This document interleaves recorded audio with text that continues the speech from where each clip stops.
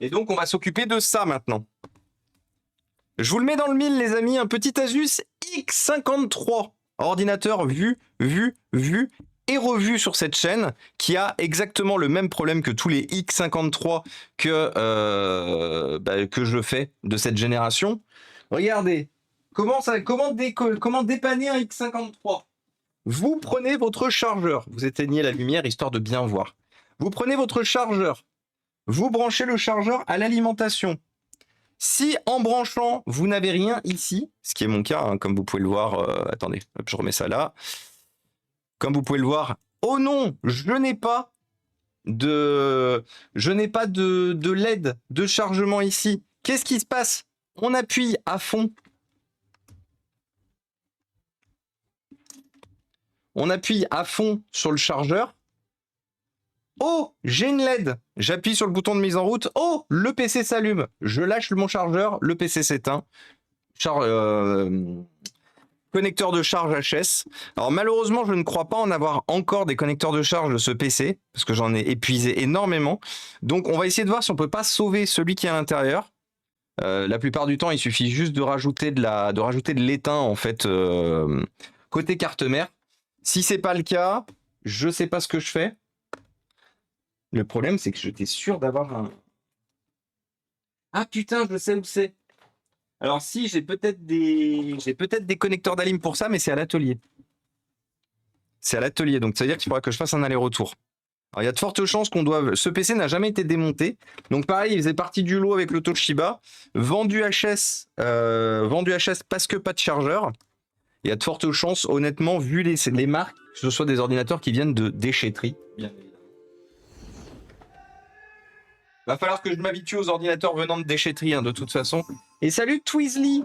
Bonjour et bienvenue parmi nous. Merci beaucoup pour le follow. Mais oui, il y a de fortes chances que cet ordinateur vienne de déchetterie dans tous les cas. Hop. Donc, jamais été démonté, jamais été entretenu. Donc, on a encore le disque dur d'origine, on a la barrette de 4 Go d'origine. Donc ça, c'est du PC qui va continuer à partir chez Emmaüs Roanne. Je vais travailler main dans la main pendant longtemps avec Emmaüs Roanne pour les aider à se... Et bonjour et bienvenue à toi du coup Twizzly. Pour les aider à aider un peu la zone qui n'a que très peu de matériel.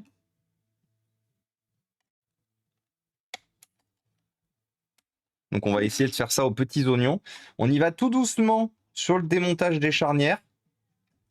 Parce que pour ceux qui n'ont pas l'habitude de ce matériel, cet ordinateur casse au niveau des charnières, ici et ici.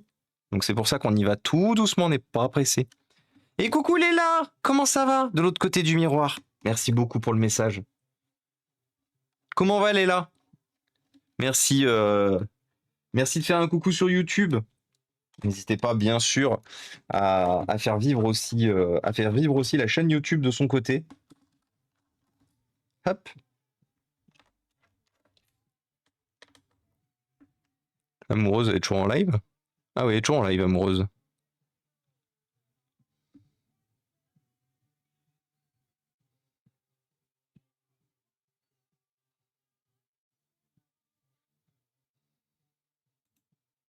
Hop.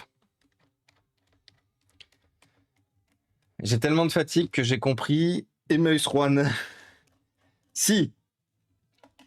T'inquiète, t'inquiète Dounis, on se sait dans la fatigue. Moi par contre, je suis en train de voir les amis. Vous savez mon petit onglet LinkedIn là sur mon Chrome, j'ai 56 notifications. Donc autant vous dire que quand je vais terminer le stream tout à l'heure, il va y avoir du réseautage. Faites voir pour la petite histoire. Ah oui. Pour la petite histoire, les amis, le post marche bien. Hein. 17 notifications, 37 demandes de relations. Je crois que j'ai jamais eu autant, sachant que j'ai déjà une dizaine de relations avant que je lance le stream. Donc ça veut dire le post il a marché, les amis. Hein. Le post il a fonctionné. C'est beau, c'est beau. J'en ai fait des posts. Hein. Une fois de plus. LinkedIn m'avait proposé à une époque même d'avoir le badge top poster ou je me souviens pas quoi, où il me l'avait mis à une époque et je l'ai eu quelques fois ce badge top poster. Du coup, j'en ai fait des beaux posts, hein, mais là, un post qui cartonne aussi bien que celui-là. Bon, j'aurais aimé que ça soit un post qui parle de mon activité avant que j'en arrive à me dire que va falloir que j'arrête tout parce que je ne peux plus réparer du matériel. Enfin, je n'ai plus de matériel à réparer. Parce que j'en ai fait des posts hein, pour montrer mon activité et tout avant, mais bon, ça marchait, mais pas autant que le post où je crie à l'aide parce que sinon je vais tout arrêter. Donc c'est vrai que ça aurait été mieux. Après, bon, je vais pas me plaindre. Le post aurait pu tomber dans les oublies assez rapidement et ne pas du tout fonctionner. Mais là, il y a eu un très gros élan de solidarité. Il y a une quantité astronomique de gens qui ont republié, posté, qui ont identifié des gens dans le commentaire et tout. Ça fait plaisir. C'est dans la catégorie petites annonces qu'il faut poster pour... Non, c'est dans la catégorie dépanneur par région, du coup, le padré. Et moi, je ferai l'arrobase.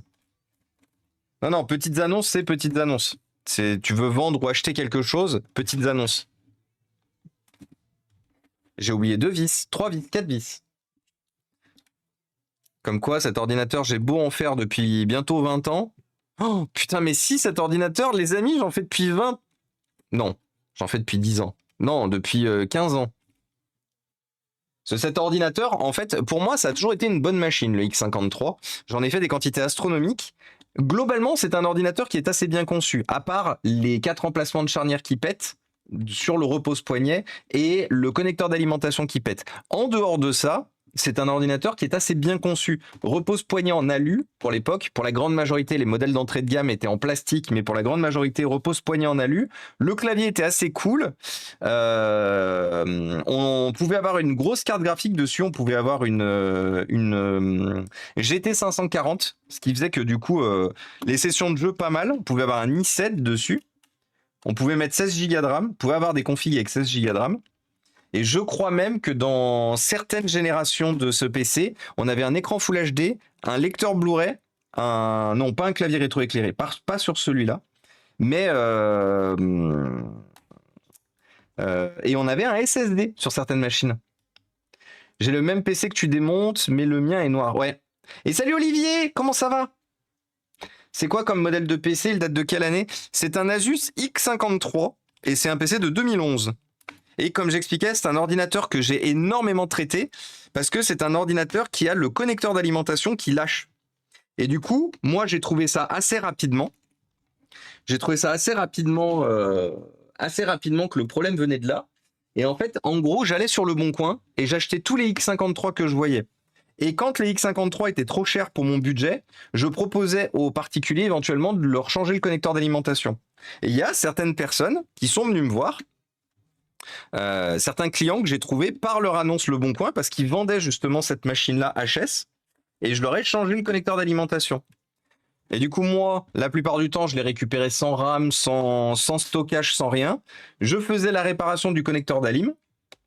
Et derrière, le connecteur d'alim a déjà été bricolé sur celui-là.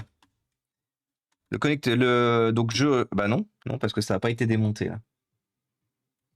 Non, bah c'est que Asus a fait du, comment ça s'appelle? A pas fait de belles soudures en usine. Non, parce qu'il a jamais été démonté ce PC, 100%. En plus là, on est sur un Intel Pentium, donc moi je vais le passer sur un i3. Donc ça va lui faire du bien aussi. On va un peu booster la machine. On va changer la pile BIOS, qui doit être morte de toute façon. On va voir aussi si on est cassé au niveau des supports de charnière. Parce que, quitte à avoir le PC totalement démonté, autant lui refaire les supports de charnière si jamais. Là, on avait une vis dévissée. Ça, je suis habitué. Là, c'est bon. Une vis. 2 vis. 3 vis.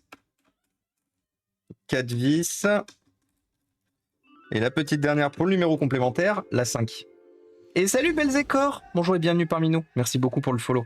Et les Asus N751, c'était des bons PC.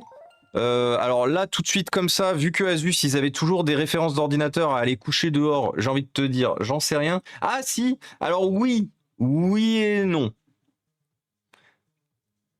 ces ordinateurs étaient pas mauvais. Pareil, pas mal d'options très sympas, clavier rétroéclairé, écran Full HD mat, repose-poignet en métal, repose-poignet en alu, pardon, pas en métal, dos de l'écran en métal aussi. Par contre, une horreur au niveau des plastiques. J'en ai fait des quantités astronomiques où les plastiques au niveau des charnières explosaient, mais genre explosaient en 1000 morceaux, ce qui fait que tu démontais le PC, voire tu voulais entretenir le PC, c'était finito, t'étais obligé de tout refaire. Donc non, ces ordinateurs, j'en ai fait plein. C'était pas des mauvaises machines. Tu vois, d'ailleurs, regarde, bah, très bon exemple. Regarde celui-là, par exemple. Est-ce qu'on a une vue un peu plus... Voilà, regarde. Le gars, il a mis des vis. Alors ça, c'est pas d'usine. Hein. Vous avez pas des vis comme ça. Attendez, ouvrir l'image. Regardez. 1, 2, 3, 4, 5, 6. Voilà.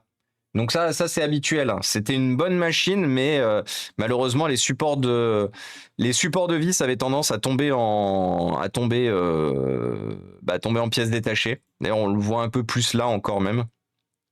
Donc c'était pas des mauvais PC, mais honnêtement, je trouve que Asus, pendant cette génération-là, c'est là où ils ont commencé vraiment à économiser de fou sur le plastique, sur tout ce qu'ils pouvaient économiser. Et c'est là où ils ont commencé à faire des ordinateurs un peu fragiles sur les modèles accessibles grand public. Les modèles gaming, c'était encore une autre histoire. Et oui, bah voilà, je vous le mets dans le mille, c'est exactement ça. Du coup, je vais enlever le système de refroidissement et puis je vais vous montrer à la caméra. Vous allez voir tout de suite le problème de notre connecteur d'alimentation. De ma mère à 11 ans, il est toujours en super état.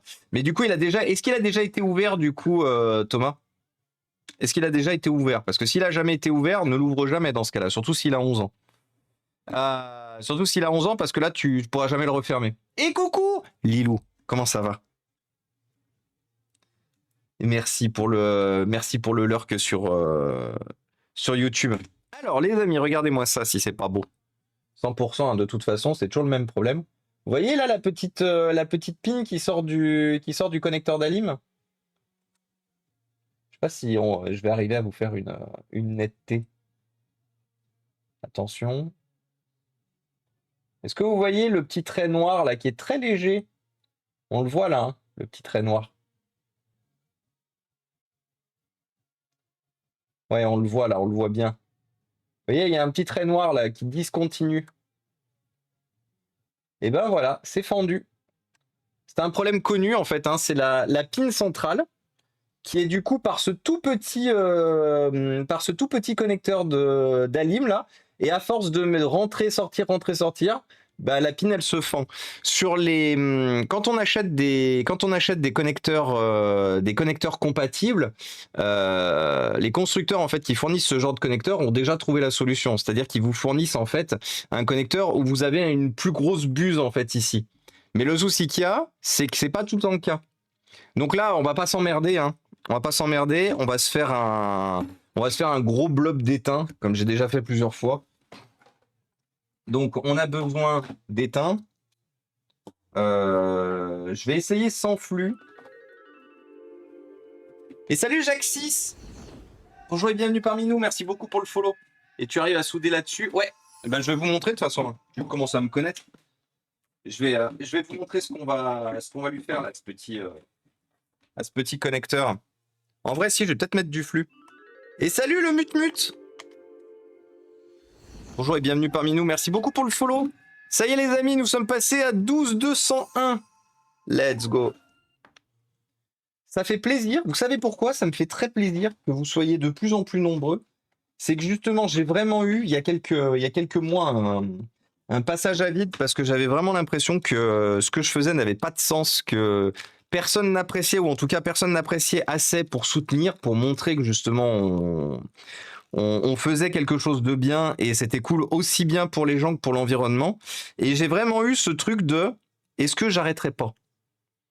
Et là, tous les jours que je lance un stream là depuis janvier, tous les jours vous me montrez que non, il faut que je continue. Tous les jours vous me montrez à quel point justement ça vaut le coup que je continue de mettre autant de temps et d'énergie dans cette activité. Donc voilà, je tenais énormément à vous remercier parce que cette période de passage à vide a été un peu compliquée pour moi. Et là, le fait de voir que bah, vous continuez de soutenir toujours de plus en plus nombreux, quels que soient les réseaux, quels que soient les supports. Attendez, j'ai jamais vu jusqu'où je peux zoomer. Ah, c'est bon, j'ai zoomé au max. Ah, donc là, vous voyez, hop, j'ai mis du flux. Alors, je suis désolé, je pourrais pas faire mieux. Je pourrais pas faire mieux ici. Je vais peut-être avoir bientôt un microscope. Et ouais, j'ai décidé de step up un peu le game. Et je vais peut-être bientôt avoir un microscope. Un vrai, avec des binoculaires, là, où je vais pouvoir regarder aussi dedans. Donc là, l'objectif, ça va être de venir...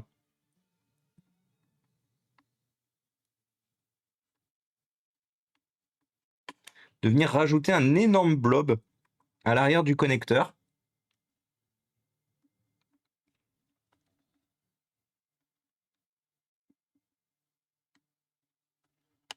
Et voilà. Comme ça. Regardez. Hop. Et là, les amis, ça pètera plus jamais. Gros blob. De toute façon, c'est simple. Hein. Vous voulez une démo? Je vous fais une démo tout de suite. Alors, on va juste débrancher le fer à souder parce que je sais que j'en ai plus besoin.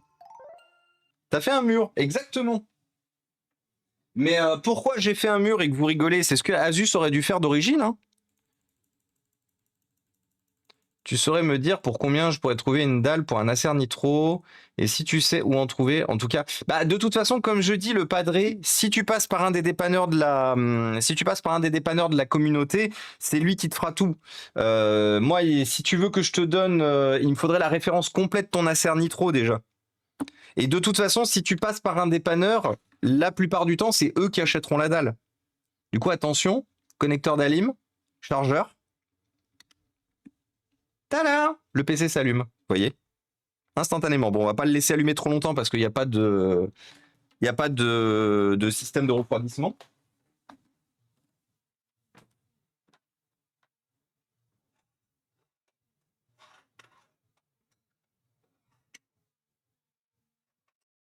Alors, qu'est-ce qu'on va lui mettre?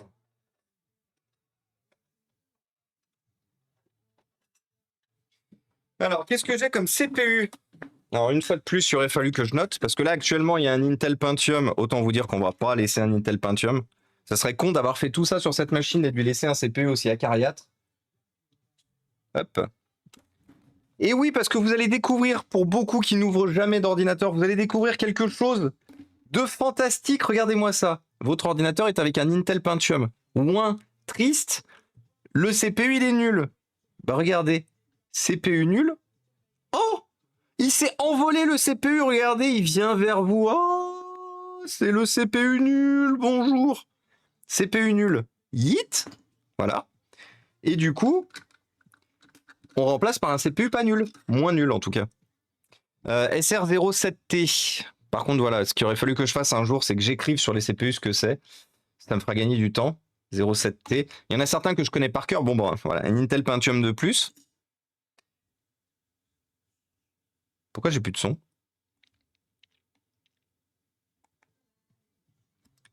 SR0J2. Un jour, j'écrirai sur mes CPU ce que c'est. Intel Pentium. SR0J1. Ah, mais attendez, j'ai peut-être une boîte à côté avec des CPU. SR07V. Ah, alors ça, par contre, 7V, je crois que c'est un i3. Non, c'est un Pentium Dual Core aussi. 7S, 7V. Ok, donc c'est que du Pentium. Tout ça, c'est du Pentium. Par contre, attendez, je viens de réfléchir. On m'a envoyé une boîte avec des CPU récemment. Et je sais qu'il y a... Alors, j'aimerais juste un i3, par contre. J'ai pas envie de mettre un... J'ai pas envie de mettre un i5 là-dedans, en fait. Ah, j'ai que des i5. Très bien. Je vais pas mettre un i5 là-dedans, en fait. Les i5, je les garde pour des modèles avec genre une carte graphique, par exemple.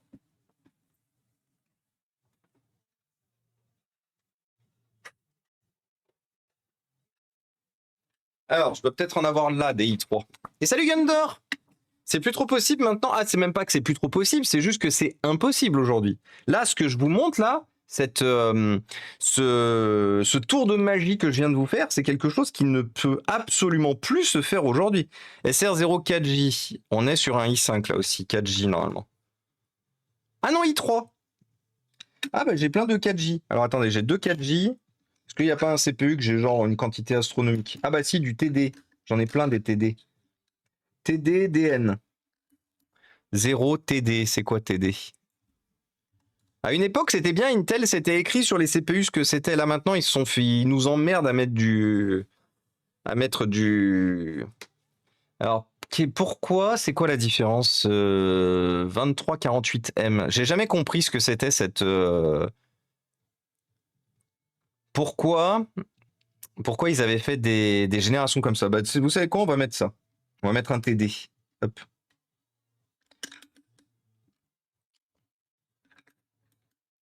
Si ça peut se faire, ça s'appelle un PC fixe, oui. Bien sûr, quand je disais que ça pouvait pas se faire, c'était dans un ordinateur portable.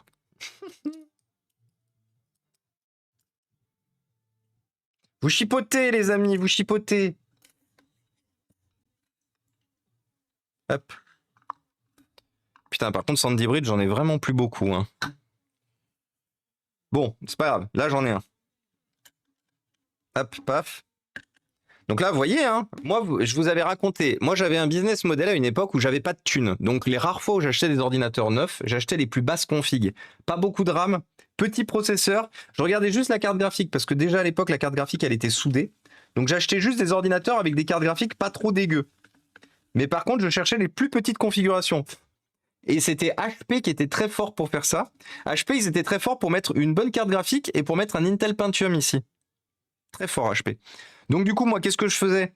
J'achetais mon ordinateur pas cher avec une AMD, là par exemple, je me souviens de l'AMD 5650 là, que j'avais eu ici, avec un pauvre Intel Pentium P6000 de mémoire à l'époque, P6100. Bah du coup, et que 4 Go de RAM. Le PC, je te l'ai monté à 16 Go de RAM, un i7 et la carte graphique. J'étais le roi du pétrole avec mon HP bricolé. À cette époque-là, la garantie, j'en avais rien à branler. La garantie, c'était moi. Hein. Du coup, j'achetais l'ordinateur. J'arrivais chez moi tout de suite. Nouveau CPU, nouveau CPU, nouvelle RAM, nouveau tout. J'avais peur de rien à cette époque-là. Aujourd'hui, quand je vois les prix des composants, c'était pas la même aussi les prix des composants à cette époque-là. Aujourd'hui, quand je vois les prix des composants, je me dis ouais, il y a une garantie, c'est bien, je vais pas toucher. Hein. Tant que le matos est sous garantie, je prends zéro risque. Aujourd'hui, la garantie, c'est moi, mais uniquement sur du matériel que j'achète HS ou que je reconditionne moi-même.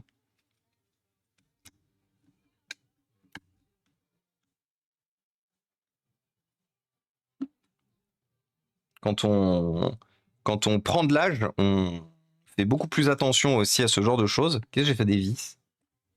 Au secours? Bah, je les avais là. Est-ce que j'ai foutu des vis?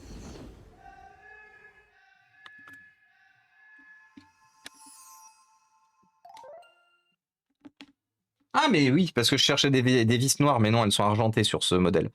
Et bienvenue à toi du coup, Cyberjox. Bienvenue parmi nous. Merci beaucoup pour le follow. Je cherchais des vis alors que c'est des vis argentées. Clairement, au taf, quand on voit les configs de port qu'on fait côté serveur niveau RAM, ça douille très très sévère. Ah bah oui. Bah surtout avec la crise de la RAM. Hein. Quand est-ce qu'on stoppe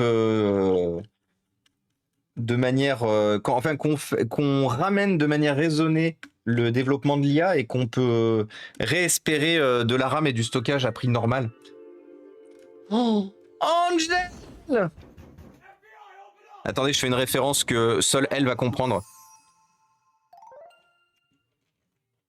Salut ma canne à pêche préférée. Pardon. Bonjour les amis, comment ils vont? Oui, désolé. Désolé. Tout à l'heure, je me suis un peu emporté. Quand on s'écrit avec Angel, des fois, on s'envoie des fions, des fois, on s'envoie des messages et tout. Et aujourd'hui, j'étais en manque d'inspiration. Et souvent, je dis wesh wesh canapèche ou bonjour canapèche ou elle me dit ça. Et du coup, je lui ai dit salut canapèche tout à l'heure. Voilà. Nul. Comment elle va, Angel? Est-ce qu'elle a passé un bon moment? Broken Sword. Alors du coup, j'ai pas vu ça, j'ai pas vu ce jeu. Moi, j'ai vu quand t'étais sur Tomb Raider juste avant. Du coup, j'espère que ça s'est bien passé. Les amis, si vous ne connaissez pas encore Angel, déjà, qu'est-ce que vous attendez? Comment ça se fait que vous ne la connaissiez pas encore? C'est pas normal, c'est pas normal. Angel, c'est votre petit avatar, votre petit robot, votre petite IA sympathique, j'ai envie de dire. Mais Angel utilise en fait tout simplement un avatar qu'elle a développé elle-même sous Unreal Engine, qui est d'une qualité, les amis. Mamma mia, c'est de l'avatar de qualité. Et du coup, elle fait du jeu vidéo. Alors beaucoup de Tomb Raider en ce moment. Elle fait aussi pas mal Buffy contre les vampires, qui est un vieux jeu qui date quasiment de l'époque, mais qui est très cool. On a eu tout un arc Buffy contre les vampires, et on a toujours et tout le temps de très cool discussions chez Angel. On a moitié jeux vidéo. Non, si, on a quand même beaucoup de jeux vidéo, mais on a aussi des streams papotes, des streams full papotes. Et c'est toujours très cool. On y est toujours très bien. Clairement, je ne peux que vivement vous conseiller ouvertement d'aller poser votre petit follow chez Angel Bayou. Alors, je sais pas ce qui se passe, mon PC a freeze. Ah non, c'est que mon navigateur qui a freeze. C'est que Chrome qui a freeze. Bon bah écoutez, c'est des choses qui arrivent. Ah bah c'est bon, ça a défreeze. Ok, ça a défreeze, c'est tout bon. Donc voilà, n'hésitez surtout pas à aller poser vos follow. Et salut Chocbaoua, comment ça va? Pour les amis, bien sûr, qui sont sur YouTube, je vais vous mettre le lien vers la chaîne d'Angel. Parce que une fois de plus, comme je le dis, elle mérite. Et en plus, elle a aussi une chaîne YouTube, donc ça peut valoir le coup d'aller jeter un coup d'œil. Mais voilà, amis de YouTube, n'hésitez pas bien sûr à aller voir aussi Angel Bayou. D'ailleurs, il faut que je le fasse ça, il faut que j'y pense. Quand je fais des shootouts sur Twitch, il faut que je vous les fasse aussi sur YouTube. Histoire que vous ne manquiez pas les super promotions de gens très cool que je vous propose.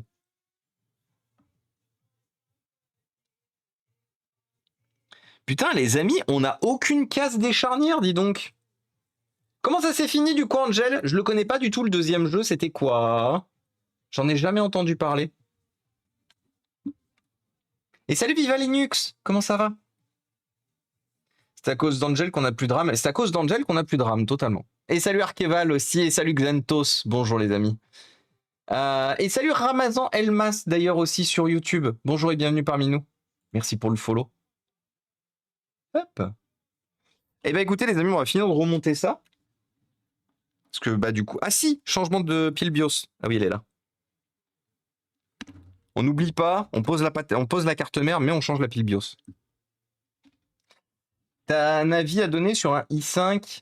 C'est ton Acer Nitro ça du coup, le padré?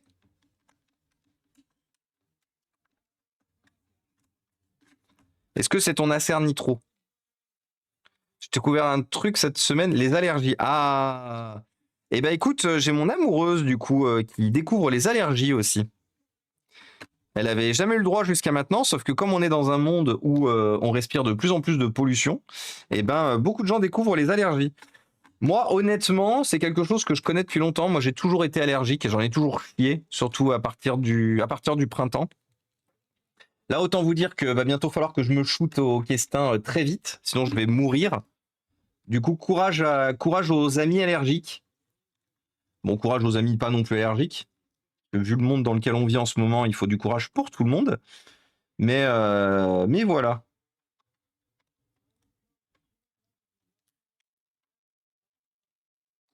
Et comment elle va du coup, Angel? T'es déjà reparti?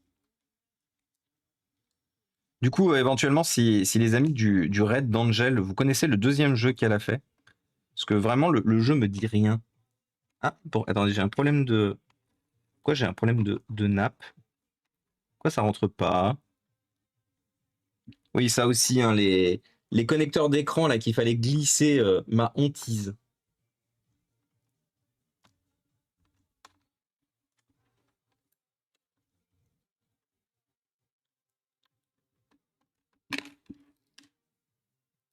Hop. Alors, ici, ici et là. Chevalier de Baphomet. Ah, c'est la suite des... Ok, c'est les Chevaliers de Baphomet. Ok. Mais du coup, le padré, qu'est-ce que tu veux que je te donne comme avis? Parce que moi, l'avis que j'ai à donner, c'est que c'est un ordinateur qui était très bien en 2000, en 2019. Ordinateur... Oula, pardon. Désolé pour le tremblement de terre. PC très bien pour 2019 que tu as dû payer sûrement dans les 700, 800 euros, je pense, maximum. Après, le problème qu'il y a, c'est qu'aujourd'hui, le 8300H, il commence à se faire un peu vieux. La GTX 1660 aussi. Après, ça dépend, t'en as quoi comme utilisation? Et bonjour et bienvenue à toi, du coup, Raisin. Bienvenue parmi nous, merci beaucoup pour le follow. T'en as quoi comme utilisation aujourd'hui de ton Acer? Bah écoute, Angel, ça va. Ça va, ça va. Très content, très content. Là, on a pu sauver un vieux PC, un de mes vieux PC rétro. Un ordinateur que j'ai depuis des années, qui est dans ma collection et qui ne fonctionnait pas normalement, pas convenablement. Là, la grosse machine. Ah oui, par contre, ouais, pour vous la montrer, ça va être quelque chose, hein. Mais c'est un vieux Toshiba Gaming. Donc vous savez que moi je les collectionne les ordinateurs portables de jeu. C'est une turbo machine avec une grosse Nvidia pour son époque. Et j'avais des problèmes avec. Il était pas stable, il fonctionnait pas bien. Et aujourd'hui on l'a sauvé. Et comme j'expliquais, c'est un cas que je laisse traîner depuis très longtemps. Parce que c'est un ordinateur que j'ai dû récupérer en 2010 ou 2011. Il avait tout juste plus de garantie. Donc comme c'est un ordinateur de 2007, c'est ça, j'ai dû le récupérer en 2009, 2010, 2011, quelque chose comme ça. Et qu'à l'époque, je n'arrivais pas à le gérer. Et ce soir, on l'a sauvé. Bon, on a vu que j'avais fait plein de conneries aussi à l'époque. Notamment, j'avais oublié de mettre de la pâte thermique sur le CPU. Et comme j'expliquais, le PC, il a fait un benchmark sur Crysis. Il a fait un benchmark sur Crysis sans pâte thermique sur le CPU. Bon, il s'en est bien tiré, hein. Je sais pas comment. Parce que ces ordinateurs-là, à cette époque-là, ils avaient plutôt tendance à griller plus qu'autre chose. Mais écoutez, les choses arrivent. C'est pour du gaming type Project Zomboid. Je ne sais pas si tu connais. Oui, c'est un jeu gourmand. Et effectivement, je te confirme que ça risque d'être un peu compliqué avec ta config, le padré. Après, t'as quoi d'autre comme jeu, à part Project Zomboid? Mais je te confirme qu'effectivement, Project Zomboid, s'il est toujours autant codé avec le cul qu'il l'était quand il est sorti. Moi, j'ai été joueur Project Zomboid au tout début, en 2010 ou en 2011, je crois, quand c'était sorti. À l'époque où on avait Warzy, tous les dérivés d'Arma là qui étaient sortis à l'époque. Ouais, j'ai beaucoup joué à World War Z, mais c'est vrai que Project Zomboid, mais c'est vrai que c'était un peu une ouais, c'était compliqué quoi.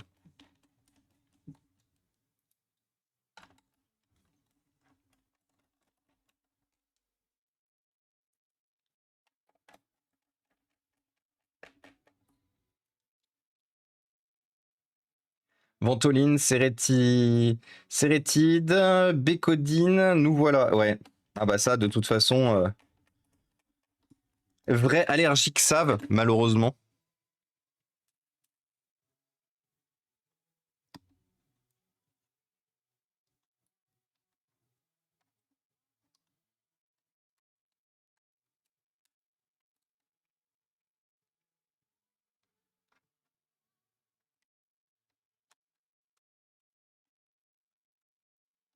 Hop là. Et salut Exode! Pour Project Zomboid, il faut un processeur 64 bits. Ah oui, mais ça. Alors, honnêtement, Ronnie Actarus, tu me trouveras un CPU qui ne soit pas de l'ARM, bien sûr, parce que je vois tout de suite les gens. Oui, mais l'ARM, tout ça. Qui ne soit pas de l'ARM, tu me trouveras un CPU pas 64 bits aujourd'hui sur un ordinateur de jeu. Je pense qu'à part si ton ordinateur il date de 2002, je pense qu'à mon avis, t'es 64 bits, t'es tranquille là-dessus. Alors, ce qu'on va faire par contre, ce PC tournera sous Linux. Et comme vous le savez, je n'ai plus de SSD, 2,5 pouces. C'est malheureusement finito. Donc cet ordinateur, je vais le réinstaller avec un disque dur 7200 tours minutes. J'ai pas le choix, de toute façon. Parce que ben il y a des connards qui ont décidé de dire ouais l'IA c'est trop bien et tout machin et d'en foutre de partout et du coup de nous exploser nos stocks de RAM et de SSD à grands coups de tiens on va mettre de l'IA de partout. Donc plutôt que de l'avoir dans le cul et de ne pas pouvoir fournir des ordinateurs, moi je vous propose quelque chose, c'est je vais être obligé effectivement de remettre des ordinateurs sous disque dur. Je vais pas avoir le choix. Mais au moins, ça sera toujours mieux que ce qu'il avait d'origine. Parce que malheureusement, Asus, à cette époque-là, utilisait des disques durs 7200 tours minutes. La plupart du temps, du Hitachi, du HGST, là, comme c'est le cas. Des disques durs, honnêtement, vraiment pourris. En 5400 tours minutes et en 750 gigas. Donc là, déjà, le fait de passer sur un 7200 tours minutes, ça va lui faire du bien. Surtout qu'en plus, je mets toujours des 7200 tours minutes récents. Alors ça tombe bien, j'en ai quand même encore quelques-uns avant qu'il n'y en ait plus.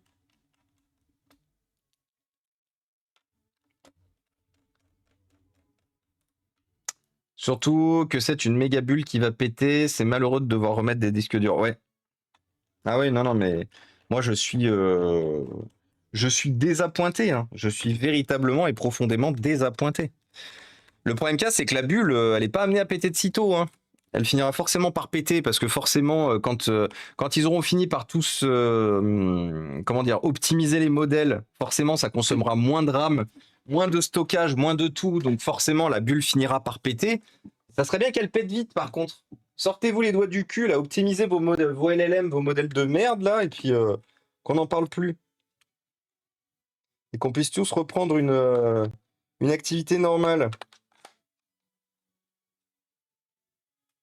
Voilà, 2017.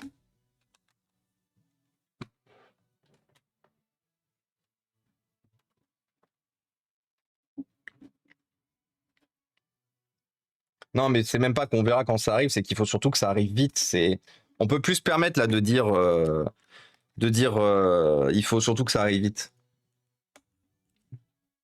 J'espère vraiment dans le plus haut de moi que soit ils arrivent vraiment à optimiser très vite, soit ils font exploser la bus. Ils font exploser la bulle. Ça fait x2 en termes de prix. Non, mais Aurélien, même pas x2.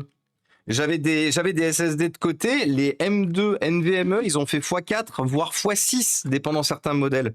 Les RAM, on n'en parle pas, hein, je vous partage très souvent ce qui est dans ma wishlist. Parce que moi, j'avais wishlisté de mon côté. On refera un point, là, je finis de remonter celui-là, et on refait un point. Mais non, là, ça fait mal au cul, hein.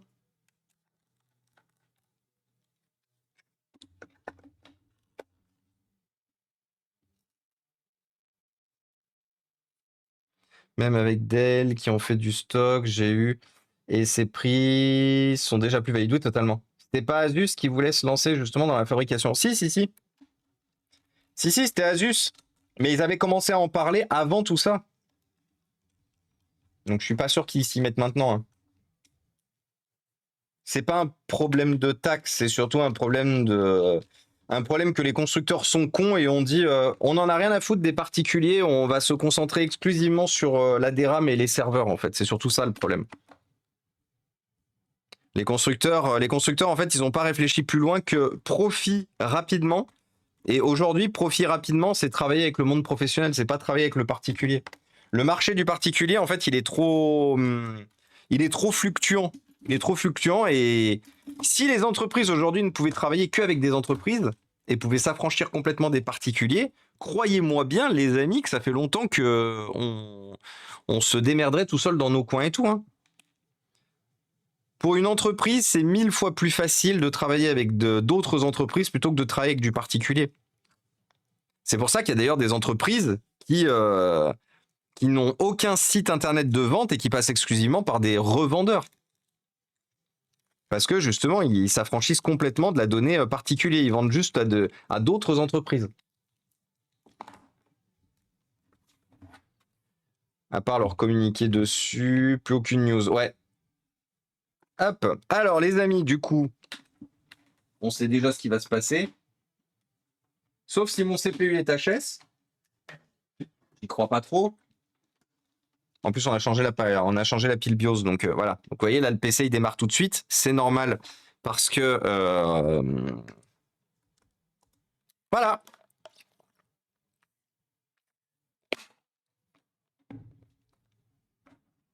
Et salut Pacao. Paco, pardon. Paco. Bonjour et bienvenue à toi sur YouTube. Merci beaucoup pour le follow. Tada! Vous voyez, i3, 2348. Et là, je peux y aller. Hein. Vous voyez le connecteur d'alimentation, là? On le bouge. Hein. Vous voyez, hop, hop, hop, hop. Le PC reste allumé. Normal, on a réglé le problème. Donc là, je vais le laisser charger. Avec un peu de chance, la batterie n'est pas morte. Ces ordinateurs-là, j'ai remarqué quand même, chez Asus en tout cas, qu'ils avaient la chance d'avoir des batteries qui ne meurent pas facilement. Donc avec un peu de chance, la batterie, elle tient encore. On va le laisser en charge.